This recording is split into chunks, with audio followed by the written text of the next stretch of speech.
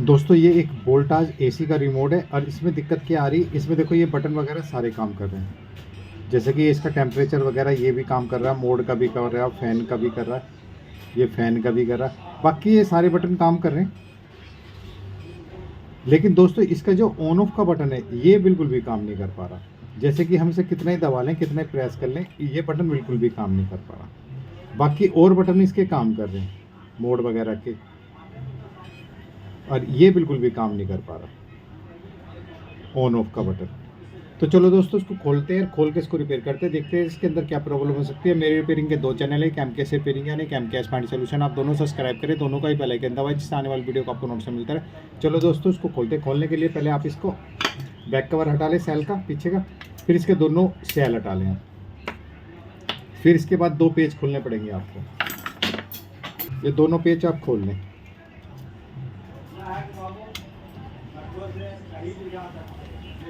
और ये दोनों पेज खोलने के बाद दोस्तों इस तरह का एक ब्लेड लें। अब ब्लेड लेने के बाद इसको इस तरह खोलना चालू कर दें।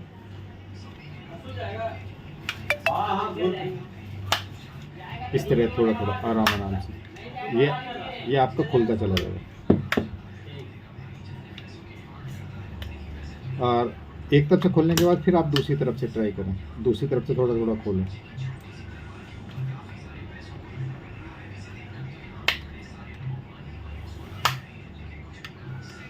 और थोड़ा सा हाफ खोलने के बाद दोस्तों ये थोड़ा थोड़ा सा ऐसे हिला हिला के इसको, इसका पीछे का कवर एकदम झटका मारेंगे तो टूटने का डर है, टूट जाएगी। हल्का हल्का करेंगे तो ये लॉक, यहाँ पे लॉक होते हैं तो ये हल्के हल्के लूज होके एकदम से खुलता चला जाएगा, क्योंकि यहाँ भी थोड़ा सा अटका रहता है ये, तो एकदम से निकलता चला जाएगा, बाहर निकल जाएगा। इसके बाद दोस्तों ये 4 पेज खोलने पड़ेंगे आपको।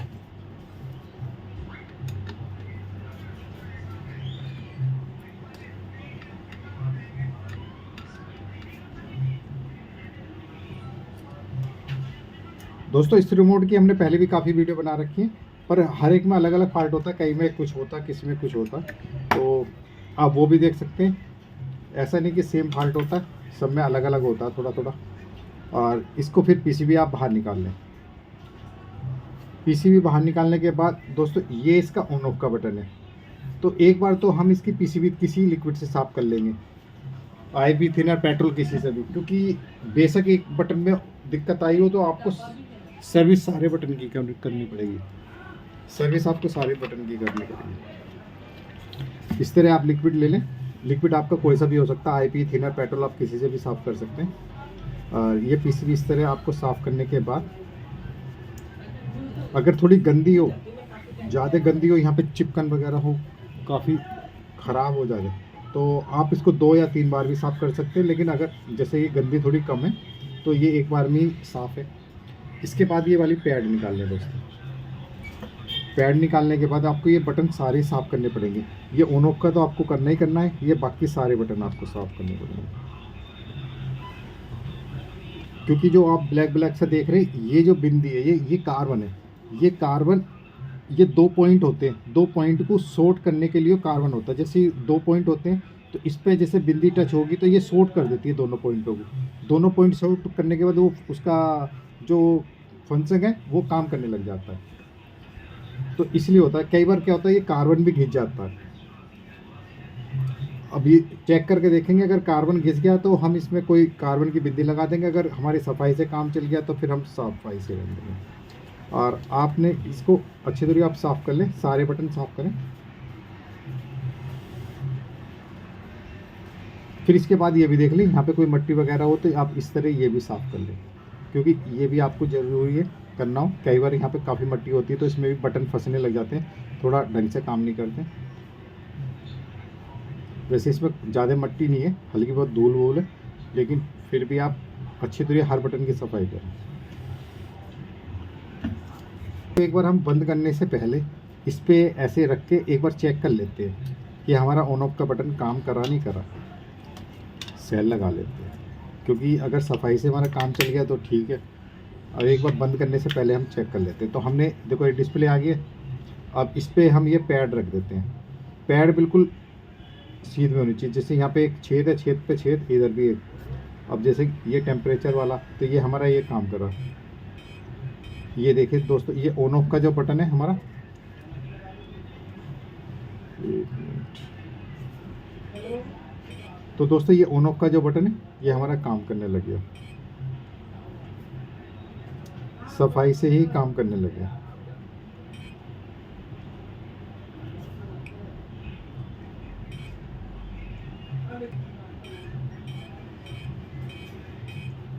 तो दोस्तों ये हमारा ऑन ऑफ का बटन हमारा वन टच काम करने लग गया, ये देखिए, और बाकी बटन तो इसके काम कर रहे थे सारे। तो अब इसको दोस्तों हम इसको बंद कर देते हैं। बंद करने से पहले एक बार और हम हल्का सा साफ कर लेते हैं।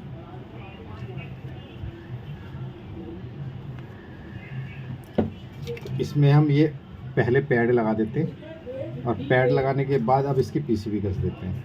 अब दोनों पहले सेल निकाल देते हैं। तो दोस्तों अब इसको हम बंद कर देते हैं, पीसीबी लगा देते हैं। और पीसीबी लगाने के बाद आपको ये चारों पेज जो आपने खोले थे चारों पेज लगाने पड़ेंगे।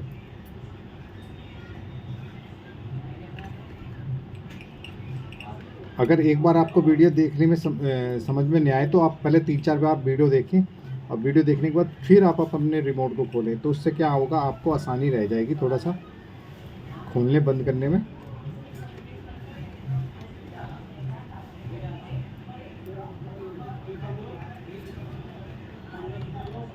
तो चारों पेज आप टाइट कर लें।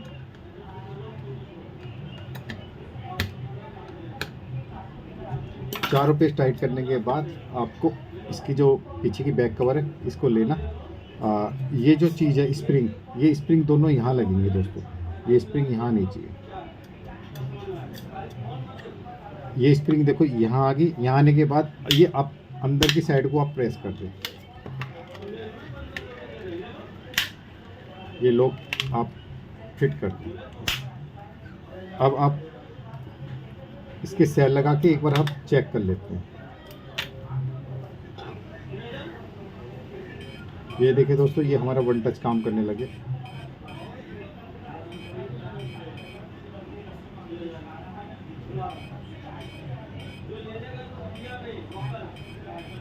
अब इसके दोनों पेज कस लेते हैं।